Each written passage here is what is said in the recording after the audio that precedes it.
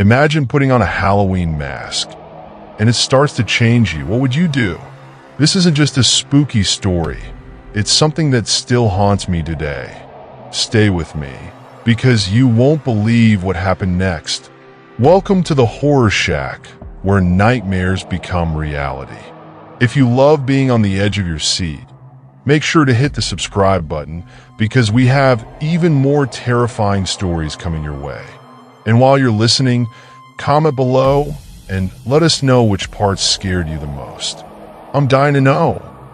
Now, let's begin the story. I've always loved Halloween. There's just something about the season that makes everything feel a little more exciting. Growing up, it was always a big deal for my family. We'd go all out with decorations, costumes, even themed food. When I was a kid, we'd hold a massive party every Halloween, and it was the one time I was allowed to invite all my friends over. It was the highlight of my year. That all happened in my childhood home, an old Victorian house that had been in our family for generations. It's one of those houses that has character, you know? Creaky floors, peeling wallpaper, and enough corners to lose yourself in. Despite its charm, there was always something a bit off about it. I couldn't quite put my finger on it, but the house always felt heavy, like it was holding on to something. I never paid too much attention to it growing up, though. After all, it was just home to me. Now, as an adult, I hadn't been back to that house in years. My parents moved to Florida after retiring, and the place just sat empty for a while. I inherited it a few years ago, but never had the time or the desire to move in. That said, when Halloween was coming up last year, I had the bright idea to throw a party there, for old time's sake. It seemed like a great idea at the time, a way to relive the good memories. But something wasn't right about it this time. As I made plans, I couldn't shake the feeling that this party wasn't going to be like the ones from my childhood. There was a tension in the air I couldn't explain, and the more I prepared, the more uneasy I felt. I shrugged it off as nerves, though, just the stress of organizing everything. But now, looking back, I think I knew deep down that something was going to happen. I just didn't want to admit it to myself. A week before the party, I decided to head over to the house early to start decorating. I hadn't been there in months, so I wasn't sure what kind of shape it was in. As soon as I walked through the door, that strange feeling hit me again. The air inside was stale, heavier than I remembered, and the house seemed darker somehow, despite the sunlight pouring in through the windows. I figured it was just because the house had been closed up for so long. I went about my business, cleaning up and getting things ready, but when I headed up to the attic to find some of the old Halloween decorations we used as kids, that's when things took a turn. The attic had always creeped me out. It was cluttered with old furniture, dusty boxes, and relics from decades ago. Stuff my family never had the heart to throw away. But this time it felt different. I was rummaging through one of the old boxes when I found something I'd never seen before. It was an old, beat-up mask. The paint was chipped, the edges cracked, and the eye holes were completely hollow. It wasn't part of the Halloween decorations we usually used, and I had no memory of ever seeing it before. I remember the exact moment I touched it. There was this shift in the air.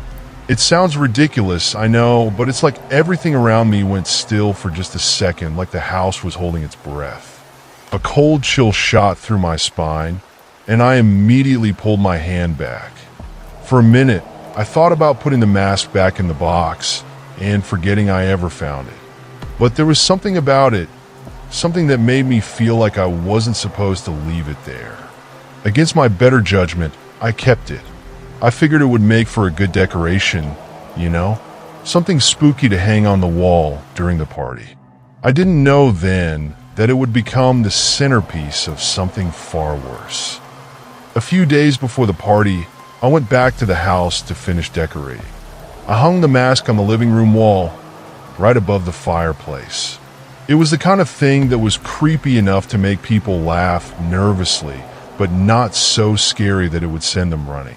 Or at least, that's what I thought. Every time I glanced at it, though, I felt uneasy.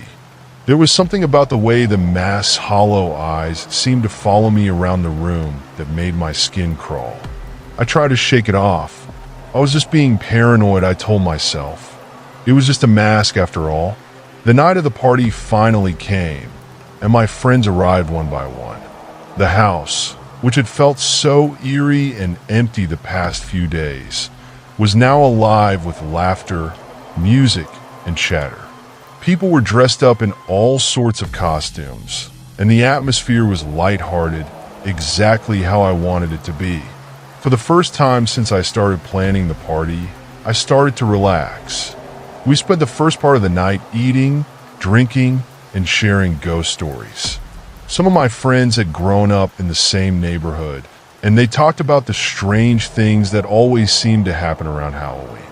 One guy mentioned a series of disappearances from years ago, stories I vaguely remembered from when I was a kid, but never really thought too much about. We were all laughing, trading stories, and enjoying the spooky vibe when one of my friends, Tom, spotted the mask. He pointed it out to the group, saying how weird it looked, and before I could stop him, he took it off the wall and started passing it around. Everyone took turns holding the mask, making jokes about how creepy it was, but the whole time I was on edge. I didn't want to seem like the buzzkill who was too serious about a Halloween party, so I just laughed along with everyone else. But inside, I was hoping they'd put it back where it belonged. There was something about it that made me uneasy. Eventually, someone dared Tom to put the mask on. He hesitated at first, which was weird because Tom was usually the type to jump at a dare. But after some egging on from the group, he finally gave in. The second the mask touched his face, the room seemed to shift. The air felt colder, and the light from the candles flickered, casting strange shadows on the walls. At first, we all laughed it off. I mean, it was a Halloween party. Stuff like this was supposed to happen, right? But then, Tom started acting different. He stood in the middle of the room, completely still, his head tilted slightly to the side. For a few moments, no one said anything. We all just stared at him, waiting for him to break character or crack a joke, but he didn't. The silence stretched on, and the longer it lasted, the more uncomfortable we all became. Finally, I stepped forward and asked him if he was okay. He didn't respond. He just kept standing there, staring at nothing, his breathing slow and shallow. One of the girls, Amy, reached out to touch his arm, and that's when he jerked away as if her touch burned him. The room went dead quiet. "Tom," I asked again, my voice shaking just a little. "Take off the mask, man. It's not funny anymore." He didn't move. It was like he couldn't hear me. The tension in the room was thick now, and I could see the unease spreading across everyone's faces. What started out as a fun, harmless prank was quickly turning into something else. Something none of us were prepared for. And then, without warning, Tom let out this low, guttural sound, a noise that didn't even seem human.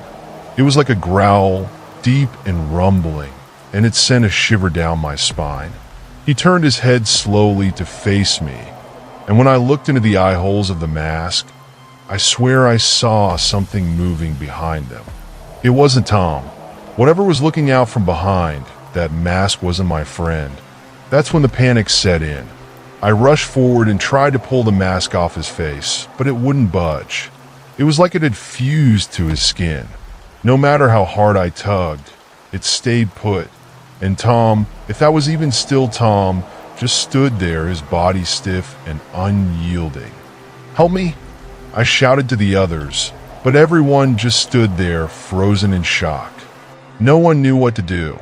Finally, one of the guys, Mike, stepped forward and grabbed Tom by the shoulders, trying to shake him out of whatever trance he was in.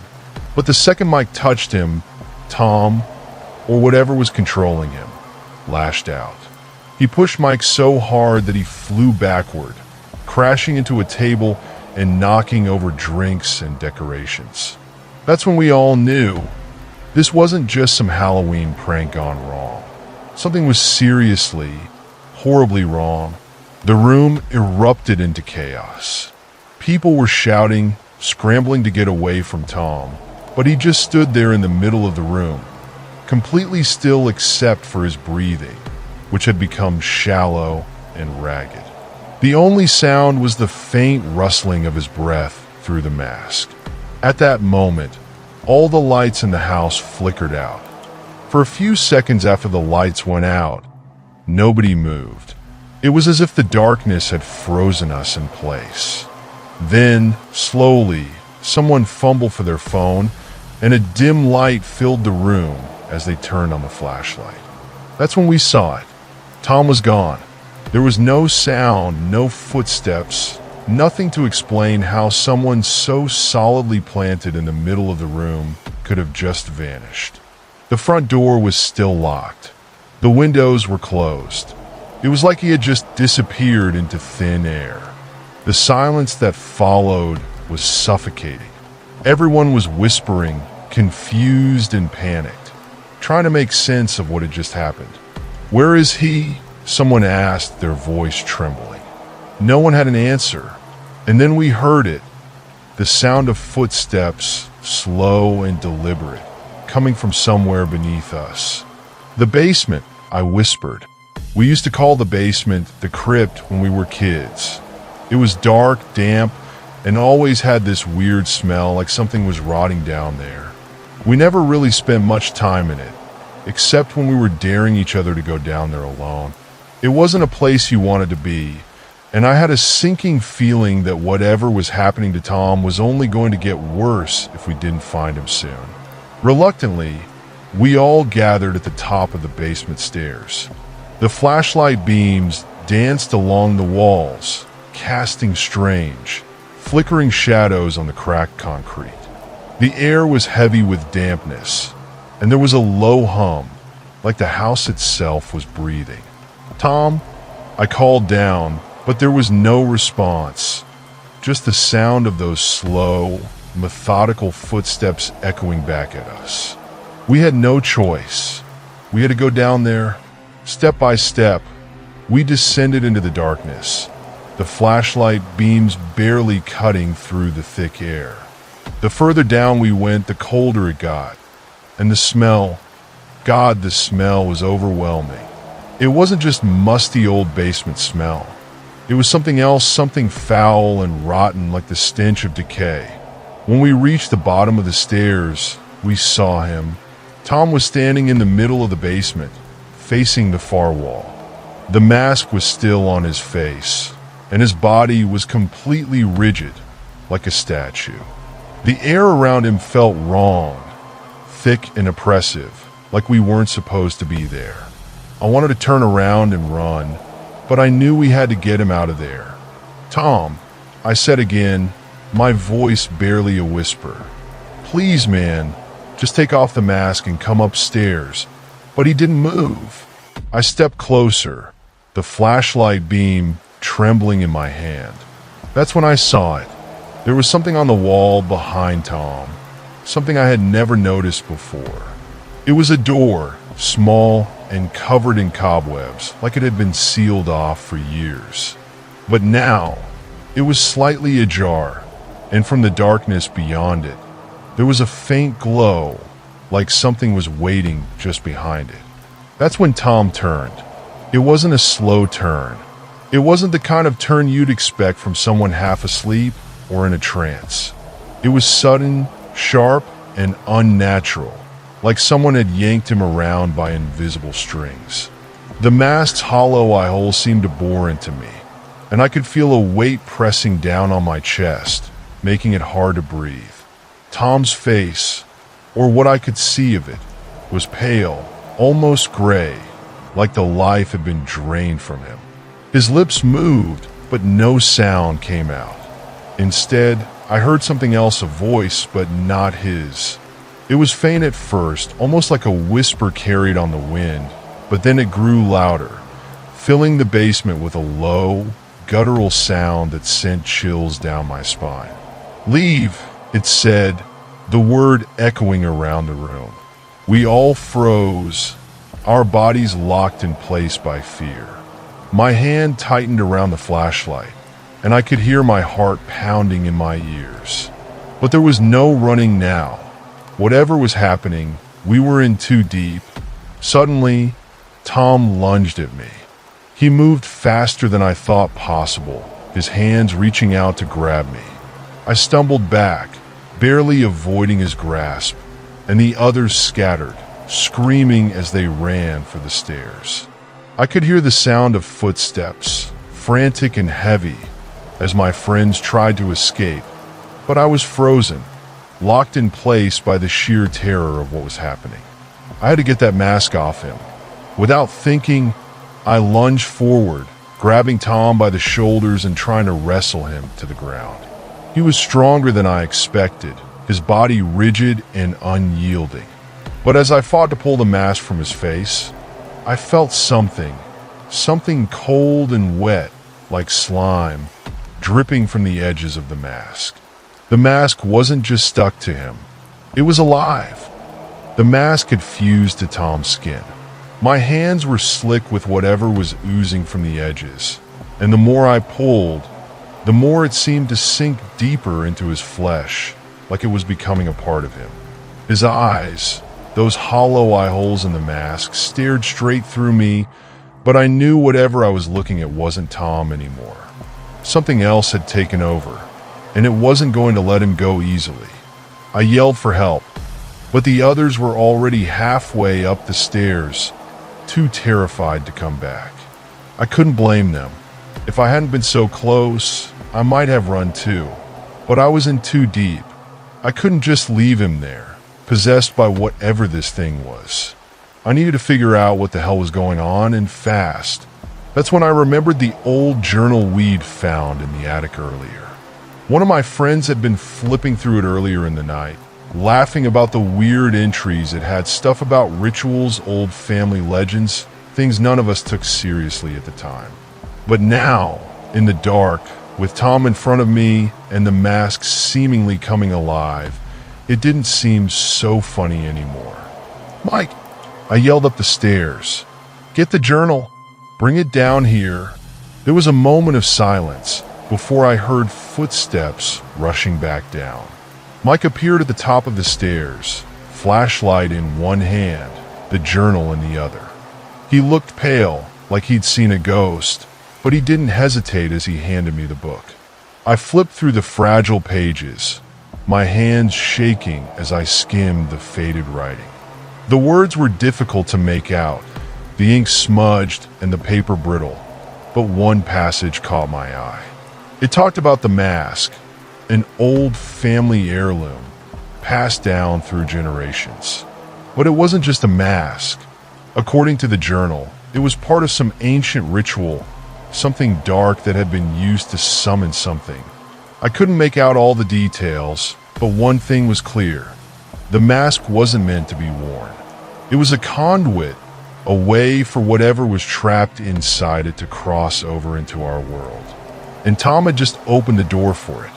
I looked up from the journal, my heart racing. Tom was still standing there, rigid and unmoving, the mask firmly attached to his face. The glow from the door behind him seemed to be getting brighter, and the air around us felt thick with something unnatural. I had to act fast. The journal mentioned something about a way to stop the mask, something about reversing the ritual, sealing whatever was inside it before it could fully take hold. But the instructions were vague, and I had no idea if it would even work. Still, I had no other choice. If I didn't do something, Tom, and maybe the rest of us, would be lost. I quickly scanned the rest of the entry, trying to make sense of the instructions. It talked about needing items, things that could only be found in the house. A candle, a family heirloom, and a piece of parchment with a specific inscription. I remembered seeing a few of those things in the attic earlier when I found the mask. I shoved the journal into Mike's hands. "Stay here with Tom. I said, my voice trembling. "Don't let him move." Mike looked at me like I was crazy, but he nodded. I didn't have time to explain. I turned and bolted up the stairs, my footsteps echoing in the narrow space. I made it to the attic in record time, my heart pounding in my chest as I rummaged through the old boxes and piles of junk. I found the candle first, an old melted thing that looked like it hadn't been used in decades. Next was the heirloom, a small locket that had belonged to my great-grandmother. And finally, tucked away in the corner of an old chest, I found the piece of parchment. The ink on it was faded, but the words were still legible, written in a language I didn't understand. I didn't know if it would work, but I had to try. I rushed back down to the basement, where Mike was still standing with Tom, his flashlight shaking in his hand. Tom hadn't moved, but the glow from the door behind him was getting brighter, and the air felt even heavier, like something was pressing down on us. "I've got everything," I said, breathless. "We need to do the ritual." Mike's eyes widened. "Do you even know how to do that?" I shook my head. "No, but the journal says this is the only way to stop it. We have to try." We moved quickly, lighting the candle and placing the locket in front of Tom. I held the parchment in one hand, my voice shaking as I tried to read the words written on it. The language was foreign to me, and the sounds felt strange coming out of my mouth. But as I spoke, the room seemed to shift. The glow from the door flickered, and the air around us began to stir. Tom let out a low groan, his body twitching as the mask seemed to tighten on his face. I kept reading, my voice growing stronger as the words flowed from my lips.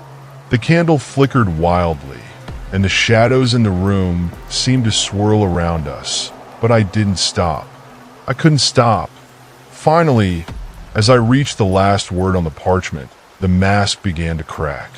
Tiny fissures appeared along the edges, and with a loud, shattering sound, it broke apart, pieces of it falling to the floor in a heap. The glow from the door faded, and the oppressive weight in the air lifted.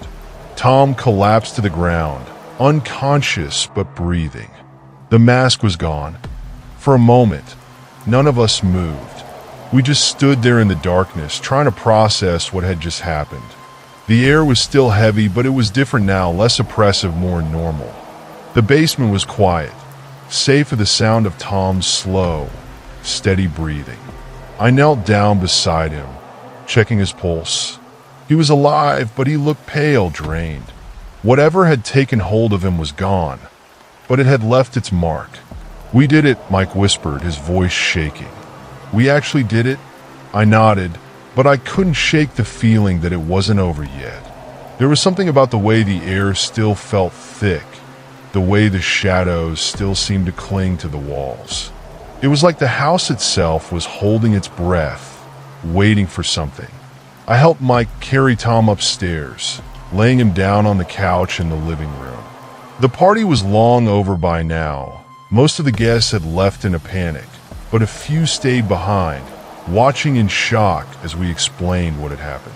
We sat there in silence for a while, too exhausted to speak, too shaken to move. But eventually, we gathered the pieces of the mask, the journal, and the other items from the ritual. I didn't want to leave them lying around, not after what had just happened. We packed everything away in the old box from the attic, sealing it shut and pushing it back into the farthest corner of the attic. Once everything was packed away, I locked the attic door. I told myself it was over, that whatever had happened was behind us now. But as I stood there in the dark hallway, staring at the locked door, I couldn't shake the feeling that we hadn't just stopped something. We disturbed it. The rest of the night passed in a blur. We sat around in silence, barely speaking, just waiting for Tom to wake up. Eventually, he stirred, blinking groggily as he came to. He didn't remember much, just vague flashes of putting on the mask and then nothing, He kept asking what had happened, why everyone was so freaked out. We didn't have the heart to tell him everything, not right away.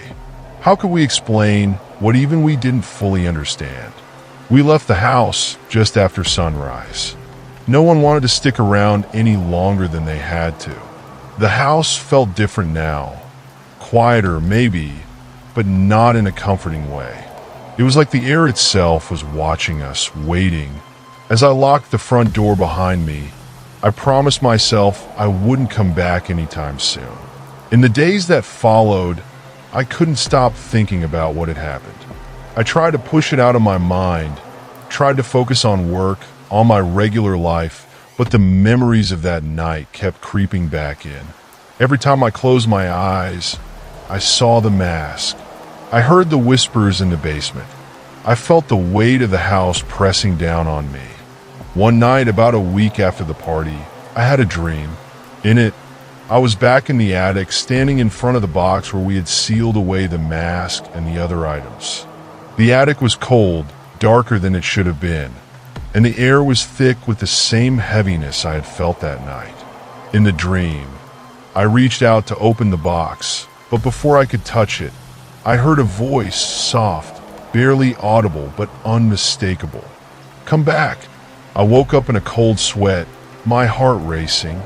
I told myself it was just a dream, just my mind playing tricks on me after everything that had happened. But deep down, I knew it wasn't just that. There was something unfinished about all of this, something I hadn't dealt with yet. The next day, I went back to the house. I wasn't sure what I was expecting to find. Maybe some kind of closure, maybe some explanation for what had happened.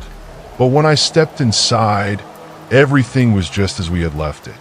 The decorations from the party were still up, half fallen and covered in dust. The house was quiet still, but as I walked through the halls, I could feel it again, that heaviness, that weight pressing down on me. It was subtle, but it was there. I made my way upstairs to the attic and unlocked the door. The box was still in the corner, untouched, just as I had left it. I hesitated for a long time before I finally opened it. The mask was gone. I don't know what happened to it, and I don't know if I'll ever find out. I searched the attic, the entire house, but it was like the mask had just vanished. I haven't told my friends about it yet. They've moved on, and I don't want to drag them back into something that might be nothing. But I can't shake the feeling that whatever we did that night wasn't enough. It's been almost a year since the party, and Halloween is coming up again. I've thought about going back to the house, about trying to figure out what really happened that night. But part of me is scared of what I might find. There are too many questions left unanswered, too many things I don't understand. The mask, the voices, the door in the basement.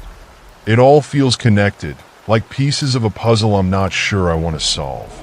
But I know one thing for sure. I can't ignore it forever. Because if there's one thing I've learned, it's that some things don't stay buried for long. The weeks leading up to Halloween passed slowly, each day dragging on, each night bringing with it more unsettling dreams.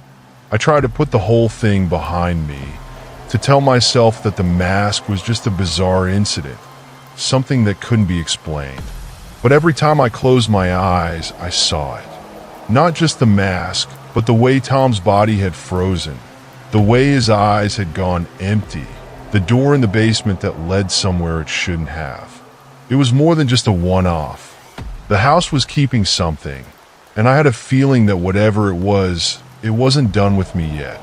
A few days before Halloween, I started getting calls from my friends, the ones who were at the party. Each of them seemed fine at first, asking how I was checking in, but then the conversation would turn to something darker. They didn't say it outright, but it was clear that they had been having nightmares too. Different dreams, but all with one thing in common: the mask. Amy, the girl who had touched Tom when he was wearing the mask, said she had seen it in her dreams. Not just seen it, but felt it. She said it was like it was calling to her, asking her to come back to the house, to finish what had been started. Mike, The one who had stayed with me in the basement while we performed the ritual admitted he'd been having strange visions too. He told me he hadn't slept a full night since the party. Every time he closed his eyes, he saw the door in the basement swinging open, beckoning him inside. It was all too much to be a coincidence. I knew what I had to do, but I didn't want to do it alone. By the time Halloween night arrived, I had managed to convince a few of my friends to come back to the house with me. Amy, Mike, and two others, Sarah and Jason, agreed to meet me there. None of us wanted to, but we all felt the same pull. Like the house wasn't going to let us rest until we faced whatever was still inside. The drive to the house felt longer than usual. The streets were lined with kids trick-or-treating, their laughter echoing in the crisp autumn air, but it all felt distant, like I was moving through a fog. My hands gripped the steering wheel tighter than I'd like to admit. I didn't want to show up, but I knew deep down that we didn't have a choice. When I pulled up to the house, the first thing I noticed was how dark it was. The porch light wasn't on, even though I was sure I had left it on the last time I was here. The windows, too, were dark, almost like the house had drawn in on itself, as if it were trying to hide from the world. The others arrived shortly after me. No one said much. We didn't need to. The tension between us was thick enough to cut with a knife. "I don't like this," Amy whispered as we stood outside the front door. "I don't like this at all." "None of us do," Mike replied, his voice low. "But we have to see this through." With a deep breath, I unlocked the door and pushed it open. The house was just as we had left it, except for one thing. The box in the attic, the one where we had locked away the mask and the other items, was now sitting in the middle of the living room. The sight of it sent a chill through my entire body. None of us had moved it. It shouldn't have been there. And yet, there it was, like it had been waiting for us. Jason was the first to speak. "What the hell is going on?" No one had an answer. I moved towards the box, my heart pounding in my chest. I didn't want to open it, but I knew I had to. With shaking hands, I lifted the lid. Inside, the mask was back. It was just as I remembered, cracked, with chipped paint and hollow eye holes that seemed to stare straight through me. But there was something different about it this time. It looked newer, almost like it had been repaired, like whatever force was attached to it had given it new life. Amy stepped forward, her eyes wide. How did it get here?" "I don't know," I whispered, still staring at the mask. "But it's here, and I think it's waiting for us." We all stood there, frozen in place, unsure of what to do next. The house felt alive around us, the walls seeming to pulse with energy, like the air itself was watching us. I could hear my heart pounding in my ears, and the sound of my own breathing seemed too loud, too harsh in the stillness. "We need to leave," Sarah said, her voice shaky. "We need to get out of here." But before any of us could move, the lights flickered. Once, twice. Then, with a loud crack, they went out completely, plunging the house into darkness. For a moment, none of us moved. We just stood there in the pitch black, the silence pressing in on us from all sides. I could feel the presence of the mask behind me, its hollow eyes burning into the back of my skull. Then, from the far corner of the room, we heard a noise, a slow, dragging sound like something heavy being pulled across the floor. "Who's there?" Mike called out, his voice trembling. No answer, just the sound of something moving closer. Amy grabbed my arm, her fingers digging into my skin. "We need to go. Now." But I couldn't move. My feet felt like they were glued to the floor, my heart racing as the sound grew louder, closer. I could feel it in the air, the heaviness that had plagued the house for so long, growing stronger, more oppressive. Then, from the darkness, a voice. It was soft at first, barely audible, but it sent chills down my spine. "Come back." It was the same voice I had heard in my dream, the same voice that had been calling to me ever since that night. And now it was here, in the house, surrounding us. I fumbled for my phone, turning on the flashlight. The weak beam of light barely cut through the darkness, but it was enough to see what was in the room with us. It wasn't a person. It wasn't even something I could fully describe. It was a shadow, a figure standing in the corner, its body twisting and writhing like smoke. And in its hand, it held the mask. It raised the mask slowly, as if offering it to us. "Take it," the voice whispered. "Finish what you started." No one moved.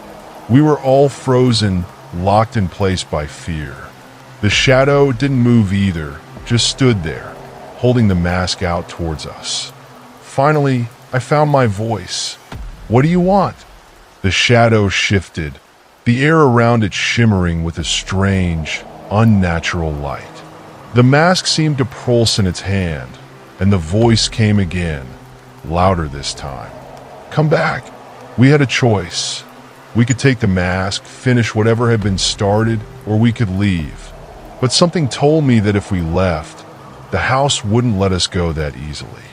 Whatever was tied to the mask, whatever was waiting for us in the shadows, wasn't going to stop until it got what it wanted. I glanced at my friends. Their faces were pale, their eyes wide with fear. I knew what I had to do, but the weight of the decision pressed down on me like a physical force. Slowly, I reached out, my hand trembling as I moved towards the mask.